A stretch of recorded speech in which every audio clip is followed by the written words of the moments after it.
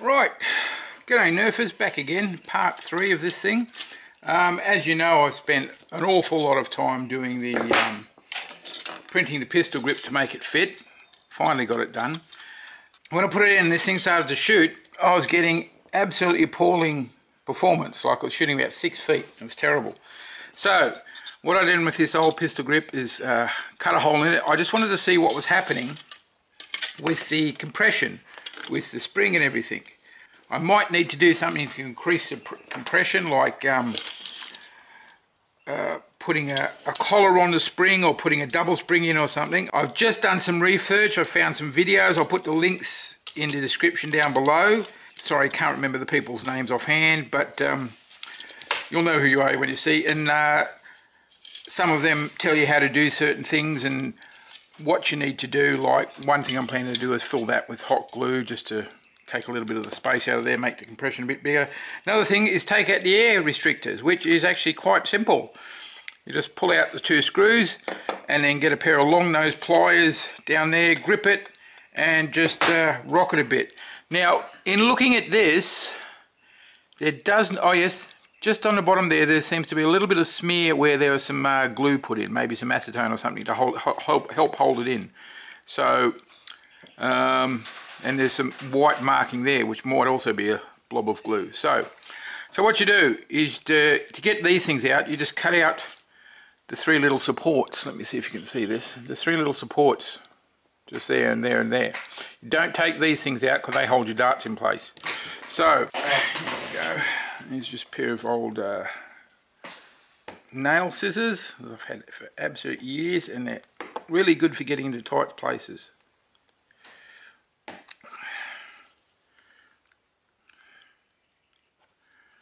Oh, that one's going to be difficult, isn't it? Of course it is. Right. Got one of them, weakened the other 2, so there we go. Air restrictor, gone. Now, there's 3 little arms still there, but I'm going to leave them because they're sort of acting like guides for that. Might even hold that in, so I don't want to take them out. They don't seem to be getting in the way. Air restrictor gone. Good, okay, so that's done. Now I'm assuming, easiest way to remember is these barrels are staggered and the air restrictor staggered too, so I'm assuming it goes in like that. So I can put the 2 screws back that hold that into place. I got the feeling that this tube has been moulded so it's slightly narrower inside, so you've got to push this the air restrictor valve in really hard to get the surfaces flush, so the screws will then engage like that. Okay, so that's that part done. Now also in an effort to get a little more range out of this, a couple more things I can do. And I can put some tape under this just to push this rubber ring up, because that is pretty loose. Now there's also this idea. Where did the trigger go? Not the trigger, the oh, there, right in front of me. Okay, this spigot goes down in there. That compresses like that, as you can see. Now there's not much I can do in there apart from get something in there to raise the base of that, but it's got to fit down through there. So that's one issue I have. Another issue I could do, another thing I could do is put a collar on here like a nut, so reduce that space again, so put some more pressure on it, which I'll might look into. I just have to allow for when the hammer goes down, that moving in there and the spacings and everything. So it's pretty tight, so I'll have to find a really good fit. So I'll get on with these things and do a little bit of filming as I'm going, and then we'll do a test. Right guys, so just to show you what I've done, I'll put a piece of tape underneath the rubber ring on the piston, grease that up with some silicone grease. I found a little metal tube that was part of a like a bolt wall plug system. So I just cut off the end and put it on there. Takes up a bit, gives a bit more compression. And just take this out. Second spring there that pushes on the first spring, whether that's going to work or not, or there's some issue. Maybe I need to put a washer between them. Don't know. But I'll put this back together and we'll do some test firing and see what happens. Okay, back in a second. Okay guys, got this thing back together. Let's do a couple of quick test shots.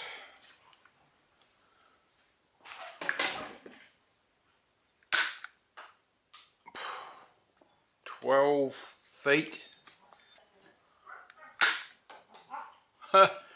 6, 7 feet.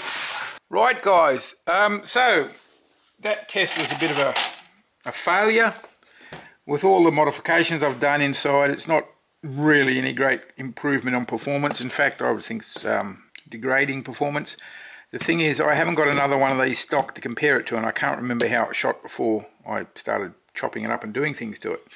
So anyway, but I'm a cosmetic nerfer, so there's my pistol grip. I'm actually printing out one without a hole in it and a bit more detail as we speak.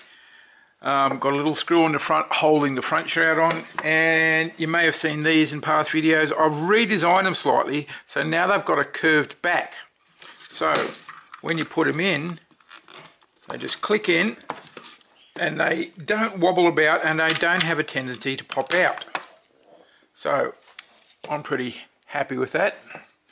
I've done that one, but I've also done this design, which is like a curved gas cylinder or something, whatever. Bit harder to get out once you get them in, but when they go in, they're nice and tight. So I don't know which one I'm going to use. I have had a lot of expressions of interest in people wanting kits, so I'll probably include both types in the kit. As for price, I have no idea at this stage. If it's going overseas, posting's really terrible. It's, I know for a fact it's $26 to Germany. I've sent a couple of kits to Rainbow over there.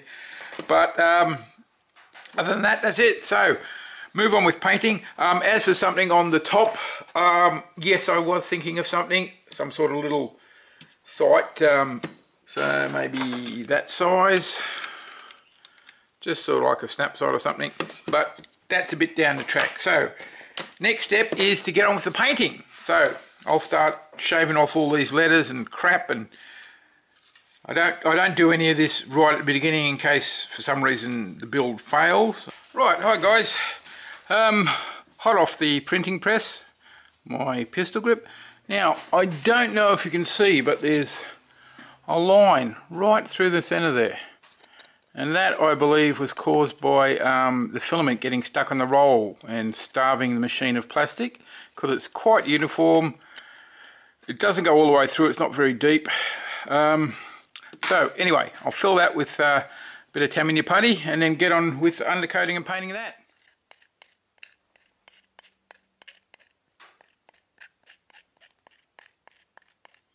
Right, hi guys, here's first stage of the painting, all the bits and pieces done with the red undercoat.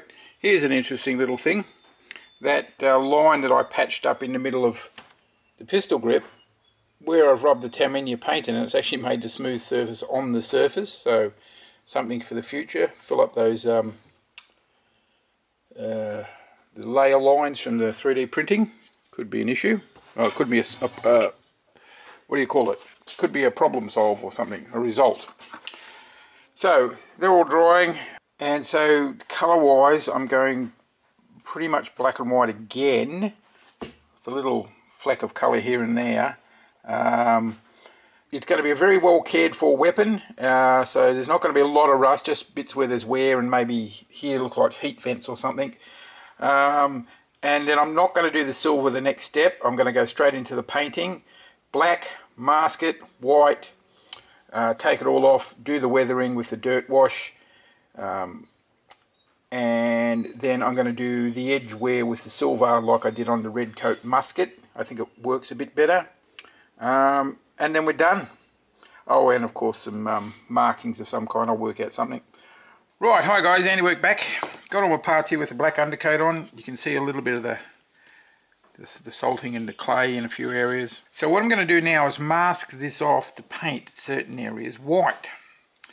And what I'm going to do beforehand, I've got a rough idea of what I want to do. I just want to confirm it. So what I want to do, I'm tempted to paint this white all along back here, make that look like one piece. And then this can stay the black background, which I'll dry brush with gunmetal and all this. And that's probably a good way to do it. A very simple colour scheme, and I'll paint this a little bit white as well, just for a little bit of contrast, a little extra added bit. And the hammer and such will be heavily worn and such, and these bands on these tanks will be white and the rest will be black, so it'll look like it's part of this covering. Now the pistol grip, this putty thing really worked out well. It filled in all the grooves where I used it between the layers, not that big layer which was supposed to fill in, but hey, there you go. So for future reference, that might be something I'll do, get rid of the look of the layers. But what I'm going to do is mask this top off, because that'll be the top metal ferrule, and do a bit of masking down the bottom so we've got a bottom bit. And this, what I'm thinking of doing, I'm going to put a stripe of tape down the front and back, so it looks like there's two side grips, and I've got some ivory paint, so I'm going to paint them ivory. But before that, I'm going to do a test on an old piece, because I want to put like an inlaid sort of image like in painted ivory, like a Purcell logo. So I'll do a test piece and spray it and see if I can get it looking like ivory, because ivory handles are a tad translucent and they have a certain look to them. So what I'll do now is just mask off the bits I'm going to paint white. Now what I'm going to do before I actually spray the white on here, I'm going to get my my plotter I bought, the stencil cutter, and do a little graphic for this guy. This is going to be the personal weapon of Captain Ichor, or Ichor. I actually like the name, you know, the funny poison pus that flows from some creatures. And he's going to be a pirate. I'm going to do a stylized pirate logo there, and a little one. There's one on a image in a book I've got from Chris Foss. He did a pirate ship for when he was doing production work on Dune, and it's a really cool little simplified logo. About an hour later, guys, done all my masking. So the parts that are black are going to get painted with the white. Here's the pistol grip. So I've put a stripe down the front and back. I'm going to paint this with the ivory, but the first thing I'm going to do is put a little patch of red there. So when I put my little logo on, and then spray the ivory over, it'll come off and it'll have a red logo there. And if it's still too bright, I'm hoping that I can make it look like it's actually, you know, dyed into the ivory by just doing a mist coat of ivory over the top. But we'll see what happens. And I've got my little logos here. You can't see much until I actually pull it off the paper. I'm going to have to adjust this cutting knife because it's going straight through. But anyway, that's my little logo, and all I want is the outline, because this is going onto a black background, overspray with white. And there's my little stylized pirate logo. So let's see if I've done this right.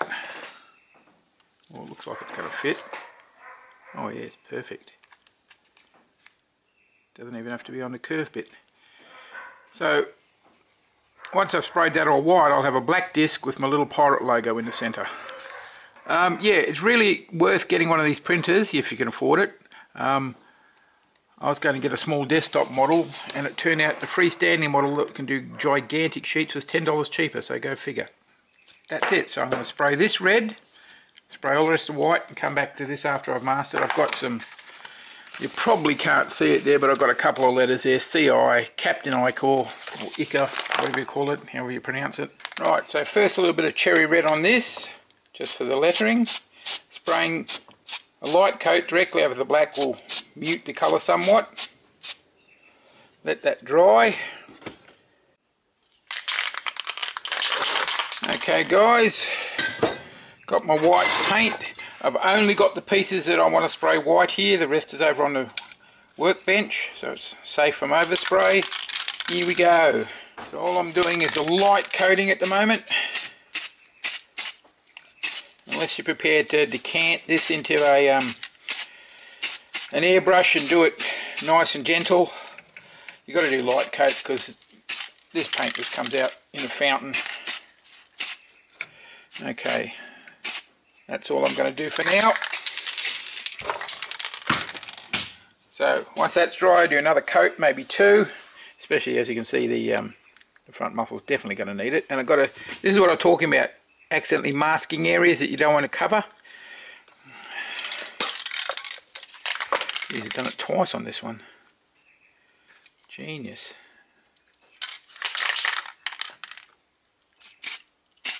There we go, easy fix.